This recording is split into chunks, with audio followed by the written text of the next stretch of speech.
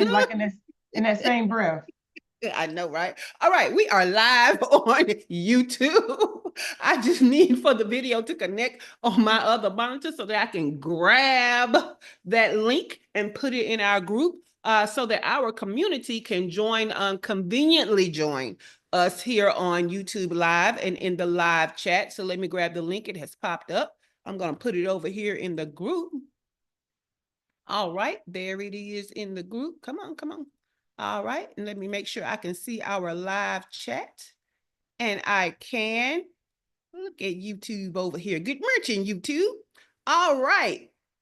Speaking of groups, if you are an entrepreneur that is spinning their wheels and struggling to make it to your first six figures in business, then this morning show is just for you. But if you want to be in studio for this show and have the opportunity to take advantage of the hot seat to get your individual obstacles addressed, just like Dr. Tachi and Cheryl and Keith and Dr. Latoya, Dr. LaFera and Shawana Kennedy Media, then you need to be a part of the group, an active member of our group, because this is just one of the ways that we can take advantage of the value given to our group. Go to shaycannon.info/group to join us. We come together as a free mastermind, business mastermind, giving you more value than most paid masterminds. Y'all, I'm trying to, look, let me go and tell you what kind of ghetto stuff I'm doing while I'm talking.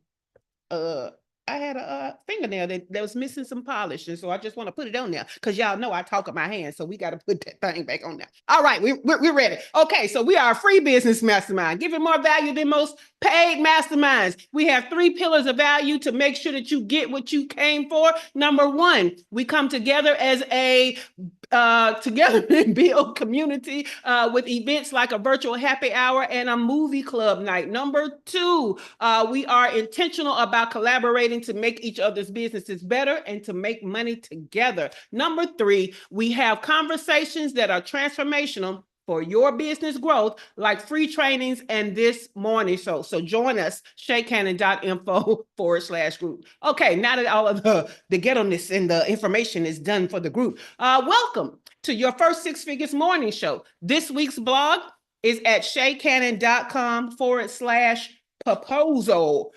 shaycannon.com/proposal. Let me throw that in the YouTube for you guys. All right, cool beans. Because what we're talking about this week is faster service proposals going out so that you can bring more money in. All right.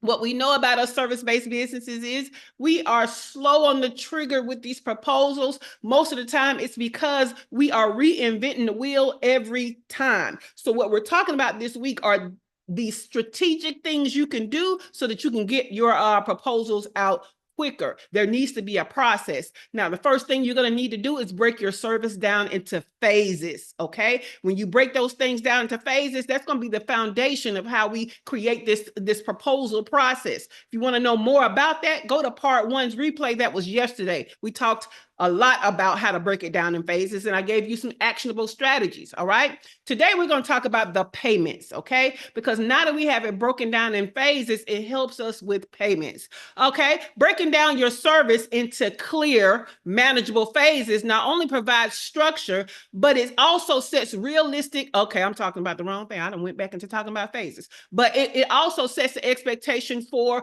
possible payment structure, okay? Offering flexible payment options is essential for creating a seamless client experience and maintaining a steady cash flow. Now, a lot of us need to be focusing more on cash flow, and the strategies that I'm going to give you today is going to help you to focus on cash flow. We have to stop thinking beyond being happy that somebody bought from us. We're out of that stage of business, okay? You're supposed to buy from us. We're giving you an opportunity to have the result that you need. We can deliver the result. You need the result. Payment is just a part of that. We need to now be thinking about keeping our cash flow going, okay? It's a mindset flip, okay? Whether it's requiring payment in full upfront, a deposit followed by payments tied to each phase of business, or a final payment before the last phase, having clear payment terms ensures both parties are on the same page. These options not only help clients feel more comfortable committing to your service, but it also protects your business by aligning payments with the progress. Okay, so we minimize financial risk and we are reinforcing our professional boundaries. That is what's in the blog, but we're going to get into this deeper because I don't think that we pay enough attention to the payment processes for our service. Again, we're just so happy that we hear a cha-ching when the money finally hits that we don't start to think about, hey, we need to do more to protect ourselves. There's more to this thing rather than just getting payment, all right? So let's go to the show notes because in the morning show, we give you more. So let me pop those up. Here we go. Cool beans. Now, if you don't know who I am, my name is Shay Cannon. I am your host. I am an award-winning fractional chief operating officer with an exclusive clientele of 6- and 7-figure CEOs. Living my best life just 3 blocks from the beach in Mexico, all right? I use my superpowers to create a foundation of business growth to position online service-based entrepreneurs like you to generate your first 6 figures to fund your desired lifestyle of freedom, even if you don't have a team. Let's get into these actionable strategies for payments, all right? This is what I want you to remember. You are a business, okay? And you have to start thinking about the things in play when you have to make payments to other businesses and to other corporations, right? So when you are the client and you have to pay for things and make payments to things, think about what their processes are because you need some of the same processes. So your credit card payments, your car note payments, your mortgage payments. How did you start this process? How did you start the buying process? What did you sign? What were you told? What money did you have to put down? What insurances did you have to give? These types of things. We also have to put these things in place because we also are a business. All right. Now, shout out to Dr. Latoya because she's always reminding me to give y'all this disclaimer, okay? This list of strategies and considerations, make sure you check with your CPA and your attorneys before putting any of this into place because these are suggestions, okay? I'm not up on the laws. I'm not up on the what's going on in the accounting arena industry. That's not my industry. So these are things, it's a starting off point for you to start thinking differently, get you some expert support, all right? Now, the first thing is when we want payment in full, which is our favorite type of payment in full, okay? We want to think about offering some type of payment in full bonus. Some of y'all can even say there's a payment in full discount. Let me tell you why.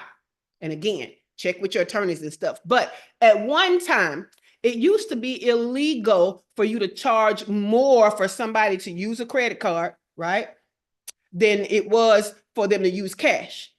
It also used to be the wording can get a little funny when you say it's this much if you pay in full and it's this much more when they break it up into payments. There's some legalities in there. So sometimes it's best to say that if you pay in full, there's a discounted price versus if you pay in payments, then that's regular price broken up kind of thing. Okay. So check it out for yourselves. But we definitely want to have some paid in full bonuses to encourage people to pay in full. And sometimes you might want to play with that language of the paid in full price is the discounted price versus the installment price being higher. Check it out with your attorney. All right. If you allow a payment plan, we definitely want to require a deposit.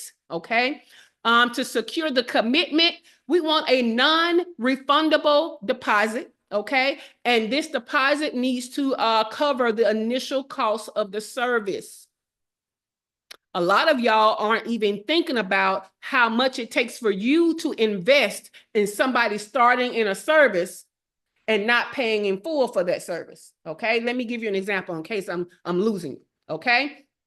If you have a team or you have independent contractors or you have another service provider that's doing some things up front as a part of your service, you have to pay those people. So does the deposit cover the amount that you initially have to invest into the service that you're going to provide? Because if not, then if they stop paying after the first payment, or they never make a first payment, okay, then you are out of what you invested to get them started when they don't make it all the way to the end of their payments. Okay, this is why sometimes people charge what they call a setup fee. Okay, and that means if I set you up, whether you continue or not, you've been set up, that fee gone. Okay, so we need to think in terms of deposits and setup fees and what's required. Okay, another thing you need to consider about deposits, if you deposits work better, okay, as far as being a strategy for payment plans, when you have a sense of urgency in your sales pitch. Okay, if you have a sense of urgency in your sales pitch, people are more apt and quicker to put a deposit down. Urgency like it's only so many slots.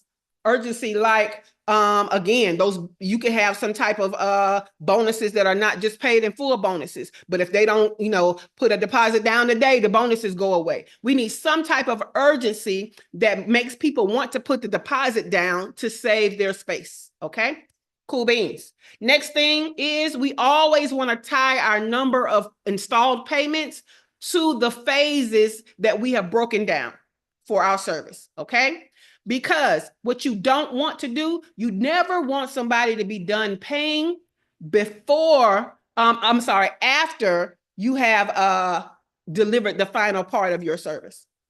Because 9 times out of 10, and I made that up, 9 times out of 10, they are not going to pay you the rest because they already got what they needed. So what we do is we definitely start with a deposit, but we definitely get our last payment before we deliver the last part of the service. Okay, so we tie the number of installments to the number of phases. Okay, so if you only got 4 phases, then I'm sorry, they only get a 4 payment installment. Okay, if you got 5 payments, then you can have 5 payment installment. You got 10 phases, then hey, feel free to have a 10 payment installment. But that payment plan cannot go past the last phase of delivery. All right, cool beans. Let's talk about refunds. Okay, let's talk about refunds. Pay per phase. Now that we have these phases as a foundation, it helps you with refunds, y'all. Okay, so it makes it very clear to the client and it makes it very clear to you. Okay, if they stop today, how much money would you owe them back? See, a lot of y'all have, because you don't have it broken down by phases, you don't have your payments broken down by phases, you don't understand that if they said no today, okay, if they opted out today, how much would you owe them back? Now, they're going to tell you how much they want back. But one way to stop that is have those phases. Let's have our payments broken up. Hey, we've done phase 1 and 2. We're in phase 3. Okay, that's going to help me to calculate how much money you get back. And did you know that the FTC, okay, when it comes to refunds, FTC, Federal Trade Commission, requires, especially for high payment stuff or high ticket stuff, that you give a full refund within 3 days. Did you know that? Yeah, check it out, right? So what you can do to protect yourself is you don't start the service within the first 3 days, okay? If you have a course or something and it's a high ticket course, you don't give access within the first 3 days. You make sure you get past that 3-day deadline to giving a refund federally by law, and then we get started. Okay. You need to watch a lot of people with a lot of businesses, business coaches, I should say, love to tell you need to give them a guarantee, give them a money back guarantee, give them a 100% money back guarantee. A lot of us can't afford to do that. And there are other types of guarantees you can give to help them mitigate risk rather than giving money back. Okay, so be aware of that part. Another thing I'm going to say is when it comes to refunds, this is why I have what I call a trust account. Okay, a trust account. And I got this because I'm a former paralegal and I worked in the legal field, and some professions, especially the legal field, they are required to have a trust account.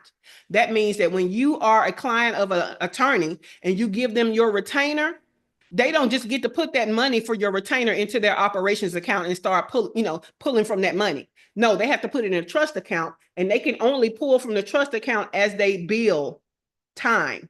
Okay. You need to have something similar set up, because as you get into high ticket stuff and people start asking for money back, that money can't have paid your light bill already.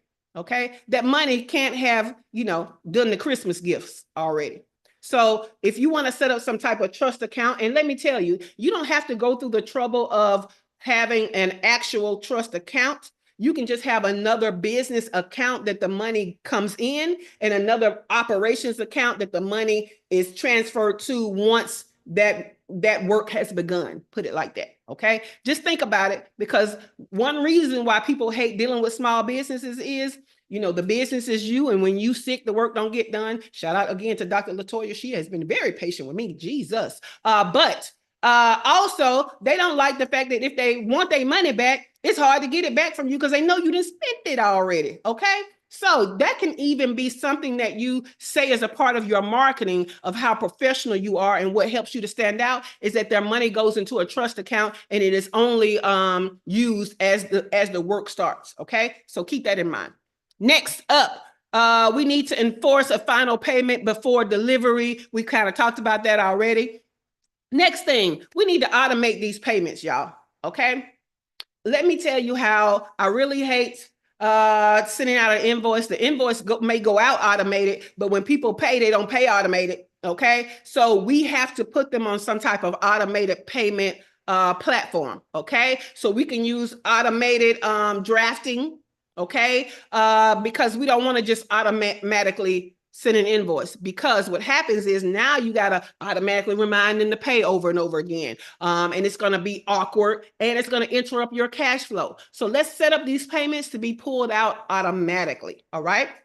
Next up, it is perfectly fine for you to include late payment fees. Again, check with your CPA, your attorney, on how you need to put that in your contracts and all of that. But if they late, you can pay a late fee. It may depend on how much they're late, all of that. What is the percentage of a late fee? I don't know. Check with your experts, but you can definitely include late fees.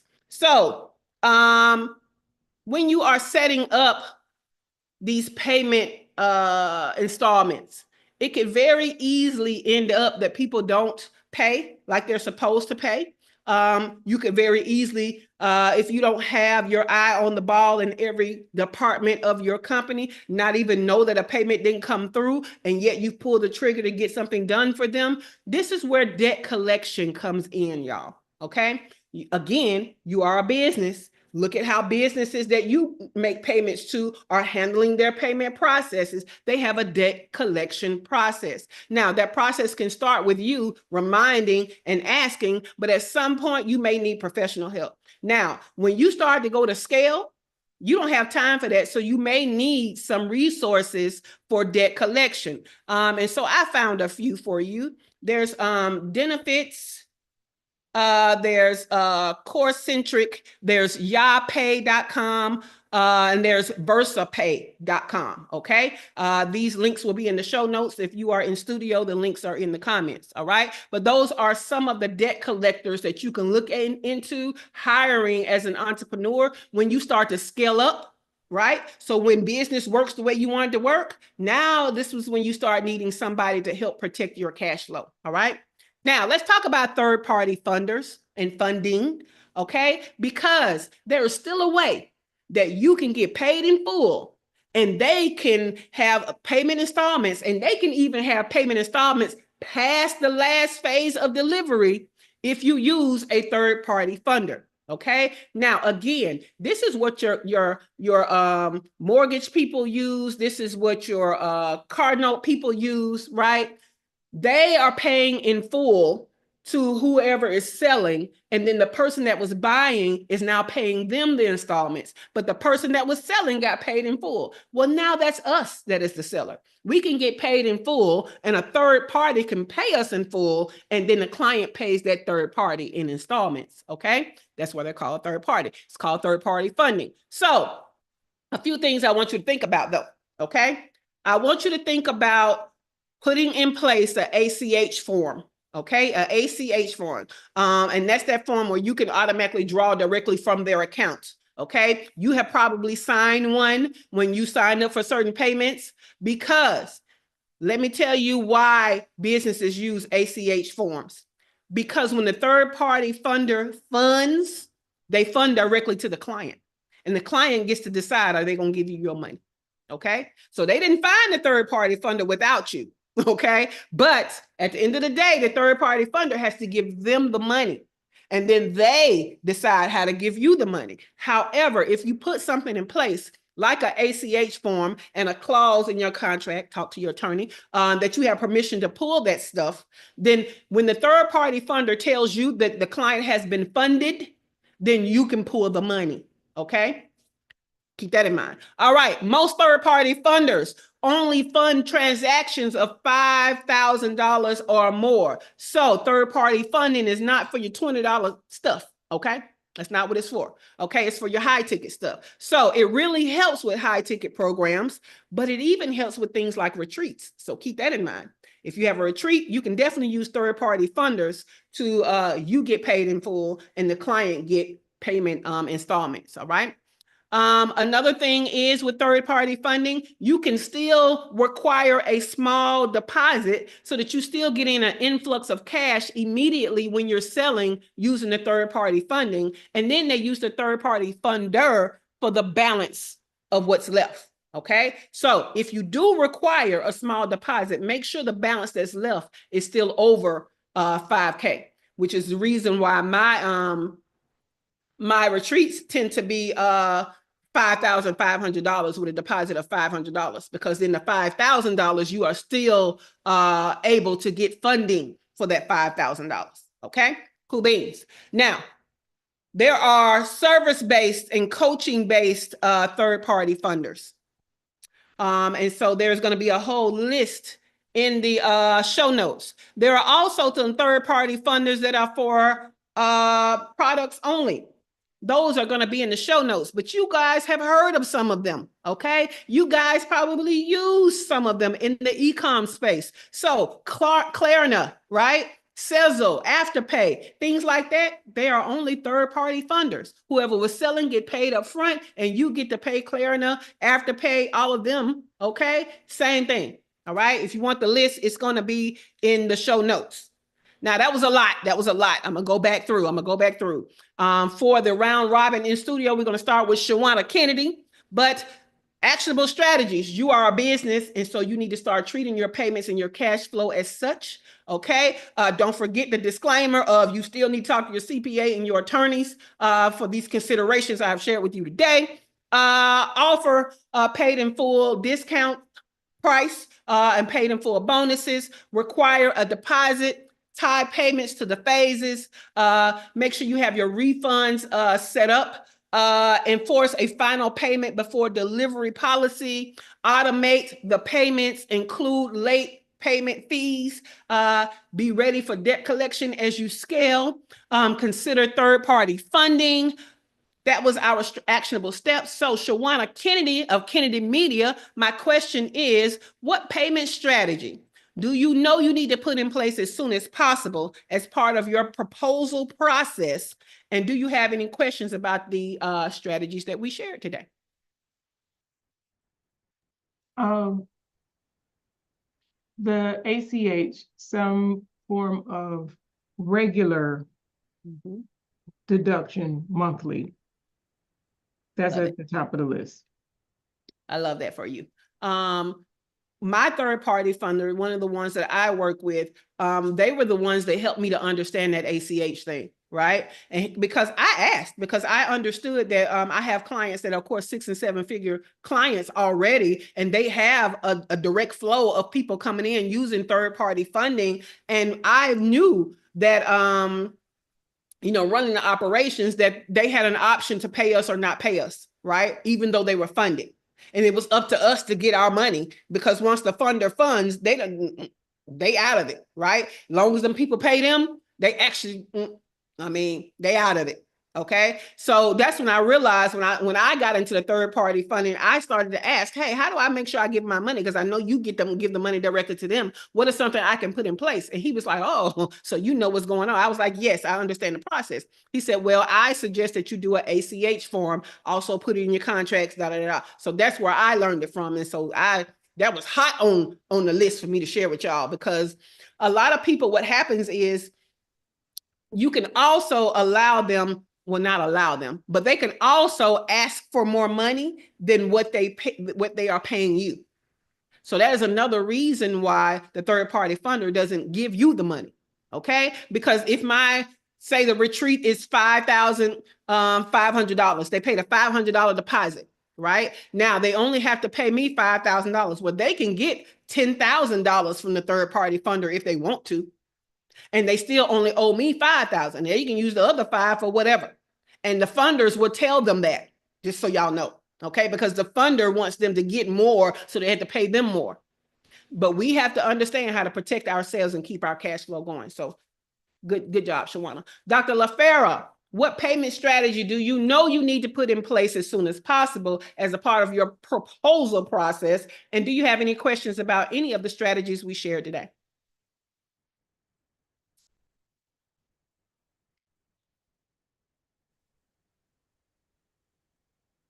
I would say the ACH. And also with the ACH, I guess the ACH thing too, because like I know in the past, if I paid with a credit card that's gotten changed, those services get interrupted, and I'm not told. And so like that would also help me as the customer. But yeah, ACH. Cool beans. All right.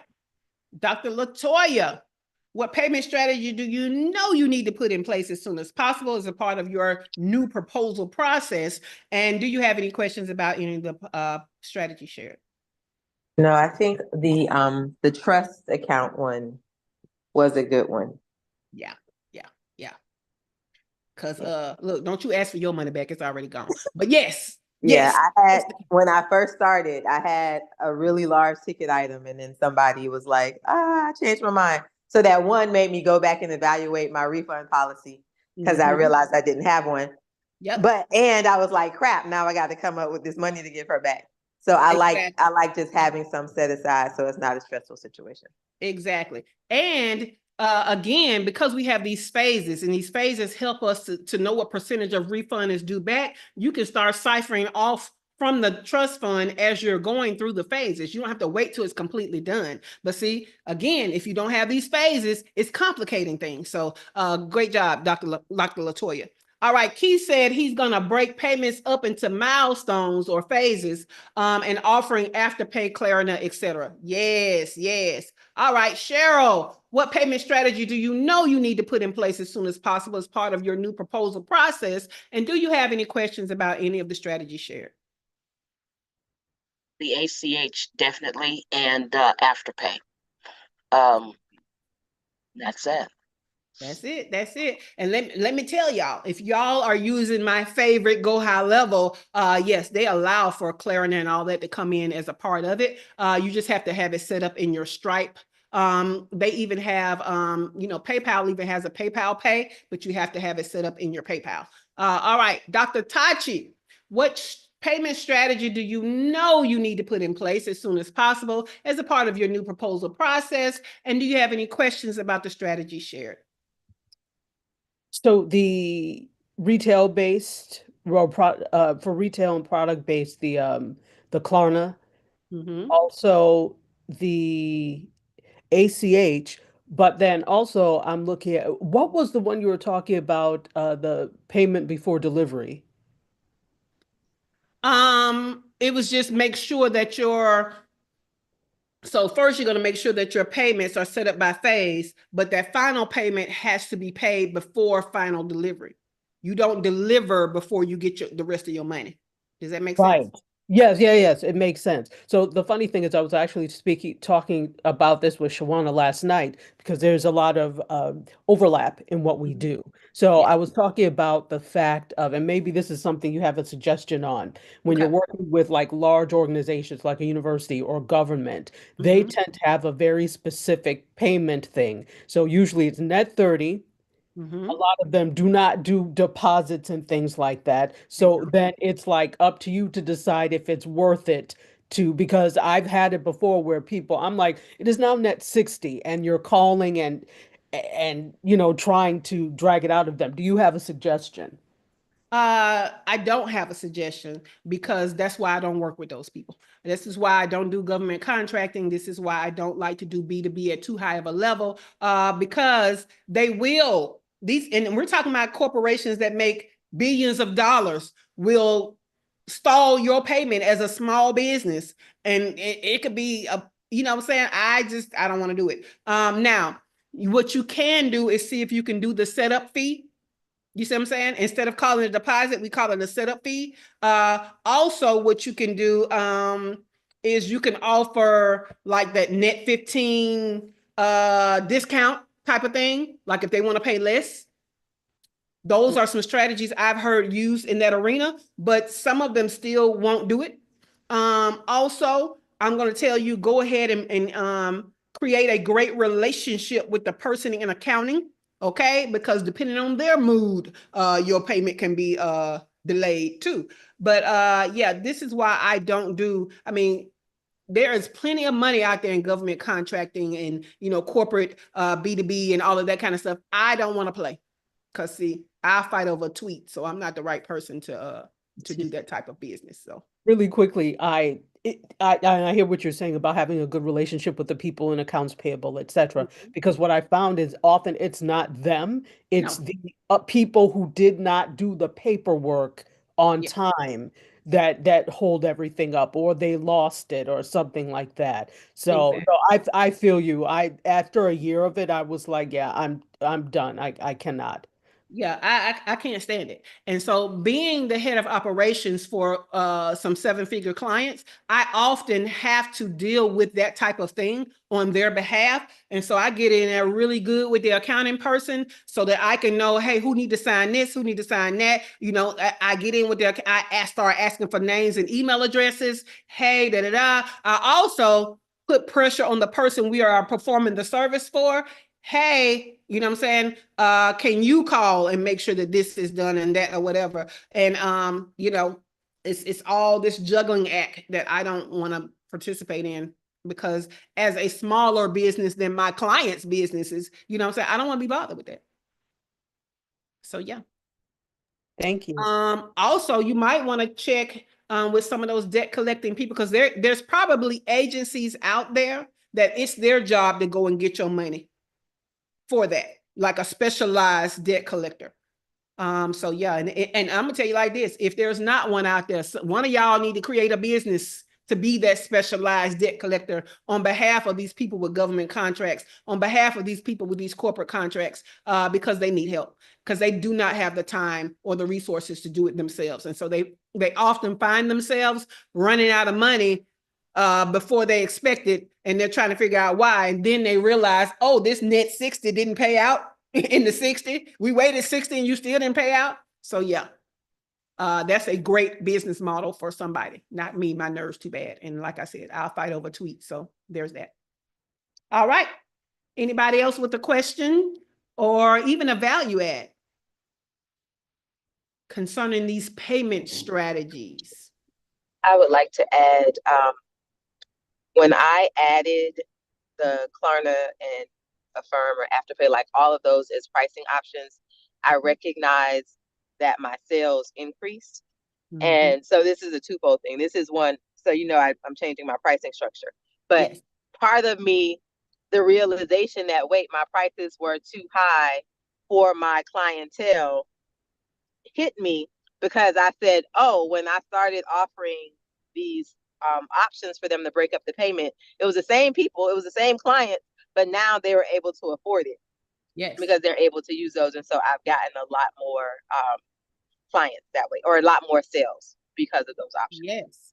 And also it's another way to mitigate risk for them, right? They just feel some kind of way about forking over a large amount of money versus let me taste it and then I still feel like I'm in control to stop it before all my money is gone, right? So it helps with that mitigation of risk too. Did you want to add something else, Dr. Tachi? Yes, what I just wanted to know about the costs for those services. You have to kind of because they do them differently, right? All third-party funders do it differently. So some of them have to where there's a setup fee and then there's a percentage of each sale. Some of them have where there's a setup fee and a per month fee and a percentage of the sale. Some of them have where there's only a per month fee. Some of them have where there's only a percentage of the sale if you make a sale. So it depends on the ones that you end up choosing. And that's a way for you to help you to choose in between. Okay. Okay. But And also, when you like, again, with Go High Level, you can add that Klarna and Afterpay and all of that in there. You can adjust your pricing, right? To help you to buffer that. right. So are there ones that you would, I would say, recommend over the others? Like, are there some downfalls with some of them? Are we talking about product-based or service-based? Well, let's go with service-based. With service-based, I use dang it, what's the name of these people? Who do I use? Now watch me not be able to find these folks just because I'm looking for them. And I don't know why it dropped out of my head. Is it in the list? Let me see. Should be in the list.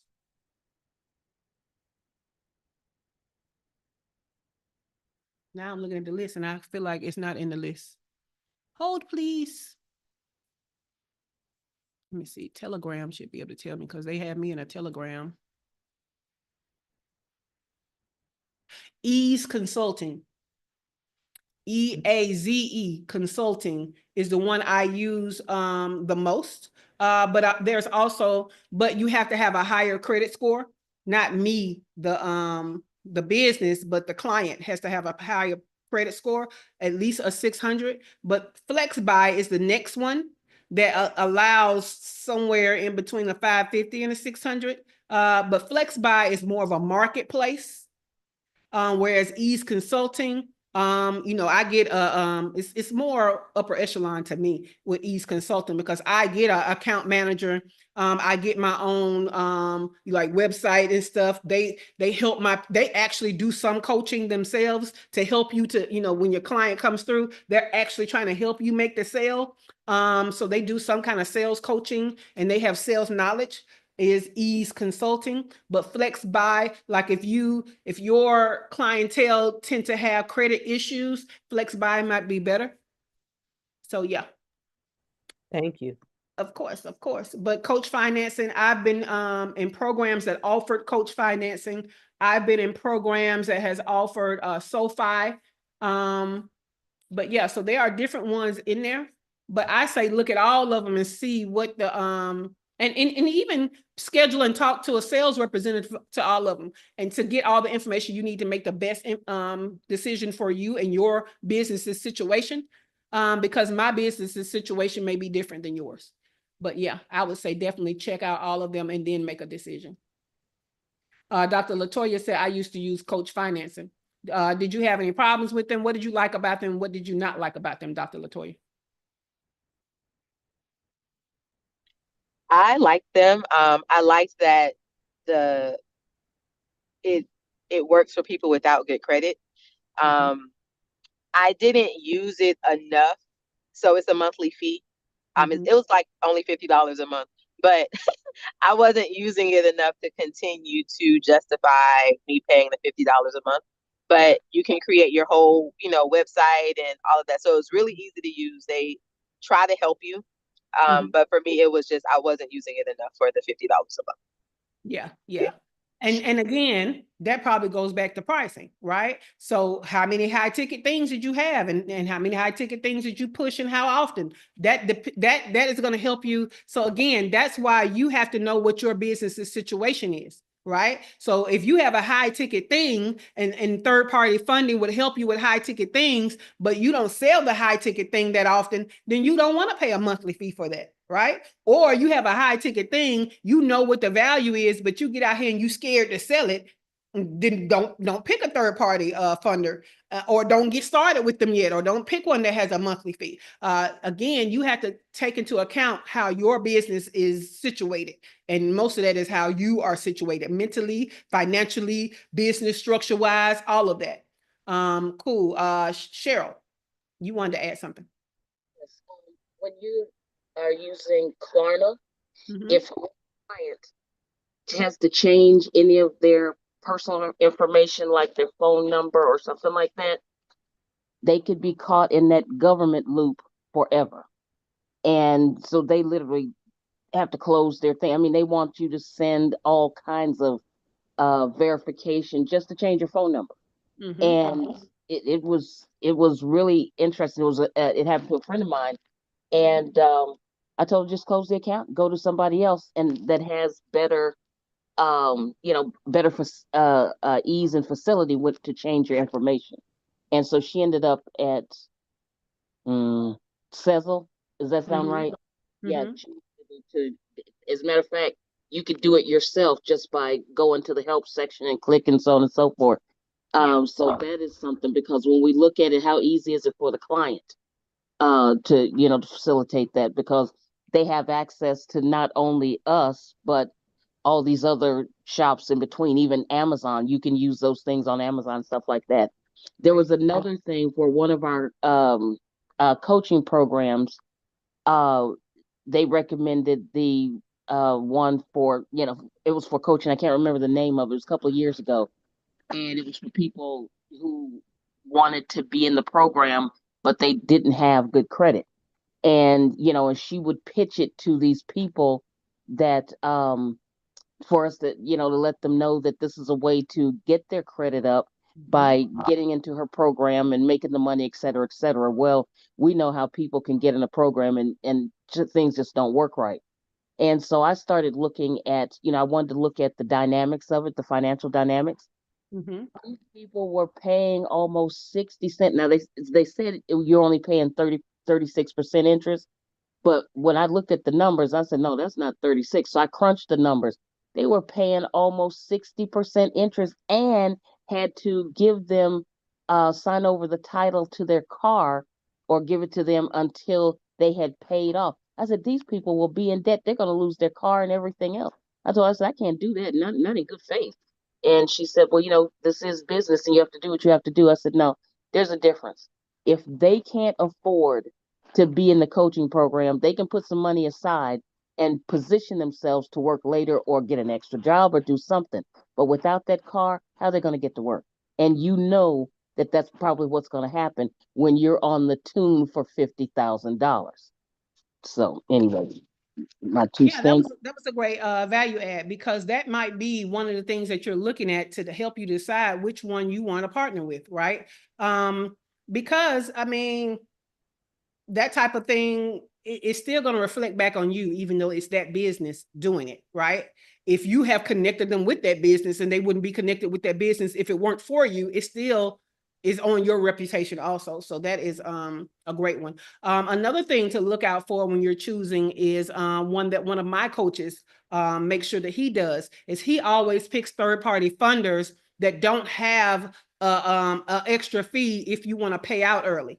Right. So he picks, that's one of his criteria for the third party funders that he uses, is that there's no penalty for paying it off early if you want to pay it off early. For example, if you're running a special, like right now is a great time, December, right? You're running a special, it's high ticket, but then when they get their income tax, they want to pay it off, and they get the income tax in a month or two. So they're paying this off way before time. They don't incur a penalty to pay it off. And so again, that could be a part of your marketing messaging. All of this ethical stuff could be a part of the marketing messaging. So cool beans. Let's go to these announcements, okay? If you haven't already, help us out by giving today's live stream a thumbs up and subscribe to the channel if you're not subscribed. Now, These show notes with all of these links and stuff, you need it, right? There's only 2 ways to get these show notes. Number 1, be in the free group, shaycannon.info/group, and they live in the files section. Or you can sign up to get the entire morning show in your email inbox by going to shaycannon.com/show. You will get 2 emails each broadcast day, one in the morning to remind you to hop on the YouTube Live, and one in the afternoon with 2 links, one to the replay and one to the show notes. So go to shaycannon.com/show, sign up to get the entire show in your inbox. All right, Thursday is Collab Live in the free group. At 12 p.m. Eastern Time, I will live stream into the group and facilitate collaborations. It's one of our 3 pillars, right? So bring what you need as a collaboration and also what you will be willing to give in exchange for the collaboration, okay? All the details are in the free group. Friday is a get shit done work session from 1 to 5 for the paid members, but the free group is invited to come in at 3 o'clock to catch that last half. So again, details in the free group, shaycannon.info/group. All right, before we get out of here, any questions or value adds? Let's check YouTube. YouTube been quiet all week. Do y'all know that we came back from the holiday, YouTube? We got 2 people over there watching. Good morning. Good morning. Tomorrow, we're going to talk about templates, proposal templates, because now that we have our phases and now that we have our payments decided, now we can create some proposal templates to help us get stuff out faster. We're going to talk about those templates on tomorrow. Last call for alcohol. Any questions or value adds before we get out of here? Boom. Then the studio is closing in 5, 4, 3, 2,